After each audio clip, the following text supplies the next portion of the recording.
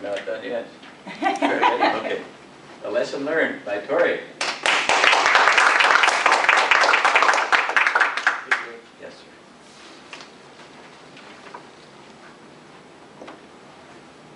Mr. Toastmaster, fellow Toastmasters, and esteemed guest. A horse, an excited little girl, and a lesson. Sometimes we lose sight of the real purpose, of the real meaning of something important. We get caught up in a moment and forget to focus on the right things. As a parent, you try to set a good example. You try to act how you want your children to act. But sometimes it's important to explain the act. Verbally communicating can do wonders too. My family has been participating in Relay for Life for several years. It's an event that raises money for the American Cancer Society. Money is raised in a variety of different ways, including a silent auction. Individuals and local businesses donate items in order to raise money in the silent auction, and then people can walk around and look at those items and then write down their name and a dollar amount in order to indicate a bid. It was later in the evening on the night of the relay this year, and I was walking around all the different tables and looking at the interesting items. My 9-year-old daughter Julia was with me as well. As we approached the end of our walkthrough of the auction items, she rushed ahead as she spotted something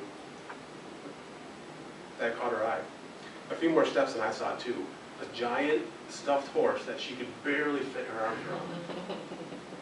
I looked at the information sheet for this horse. The stuffed animal started at $50 and it had one bid on it so far at $60. Julia looked at me and asked if we could bid on it. I wasn't sure if I wanted her to or not, so I said I didn't know, and then I continued walking in order to buy myself some time to weigh the options. Where the heck would we put it? It's absolutely huge. And also, I didn't want to just throw a bunch of money on a whim at the giant toy. But it's also for a good cause. We weren't too far beyond the horse when I made my decision. I turned back to Julia. Okay, I said. She looked at me. We can bid on it?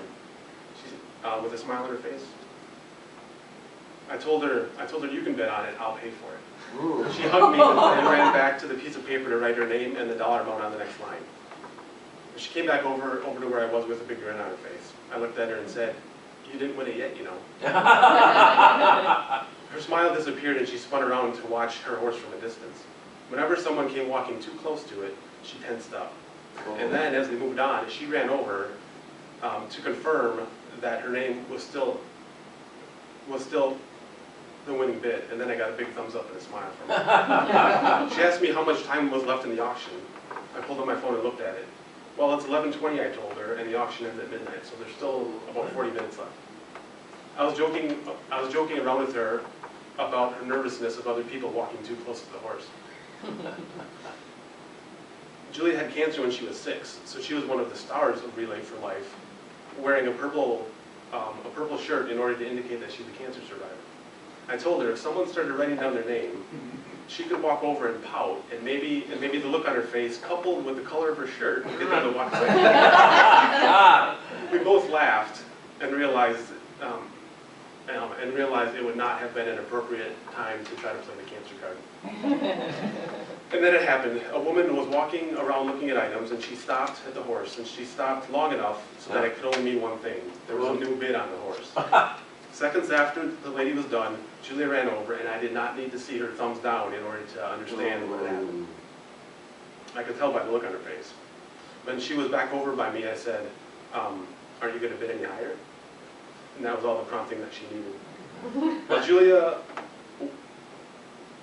While Julia was upping her bid, I was watching the woman who had bid on it, and she was watching Julia.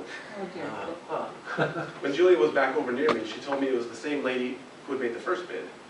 I told her that our plan to flaunt the purple shirt would not have worked because the other woman was also wearing a purple shirt. It was now about 11:45 p.m. Julia had increased her bid each time by $10 and the other woman by $5. So now the horse had a winning bid of $85. Within a few minutes after that, the woman would walk back around the tables looking at items.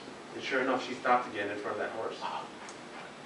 Afterwards, Afterwards, Julia ran over there again, not quite as excited anymore, and came back to report that it was up another $5 to $90. One more bid, I asked her. She grinned and ran back over there. Ooh. We stood watching now from about 30 feet away. The woman came back with about 5 minutes left, and with about 5 minutes left before the silent auction was scheduled to be finished. And she stood in front of the horse for a few minutes, and then with just a few minutes left, she jotted down her name and walked away. Julia ran over and back, and the woman had increased it by just $1 from $95 to $96. Several feelings popped into me at once. I felt angered that the woman seemingly threw one last, barely higher bid just to win it. I also felt determination. I wanted to tell Julia, why don't you just go over, I wanted to tell Julia, let's win it. Go add another bid. But the strongest feeling I had was of not wanting to portray the wrong, message to my daughter as to why we were there that night. I told her, let's not go any higher. She didn't protest, but she was upset. The winning bid was $60 when you first bid on it. Now it's $96, right? And she agreed. How much higher is that? She thought about it a moment and said, $36 more. And how long did it take you to write your name down? She shrugged. 5 seconds. And how many times did you write it down? 3 times, she told me. So you spent 15 seconds of your time to raise $36 for cancer research. She smiled. I think she got it. I explained to her that we needed to remember why we were here. Yes, it was fun to win items in a silent auction, but the truly rewarding part is helping a good cause. No matter who ended up with it, her simply wanting that horse and bidding on it, she was doing something very meaningful. A horse, an excited little girl, a lesson. That stuffed horse helped me to illustrate to my little girl a very valuable lesson.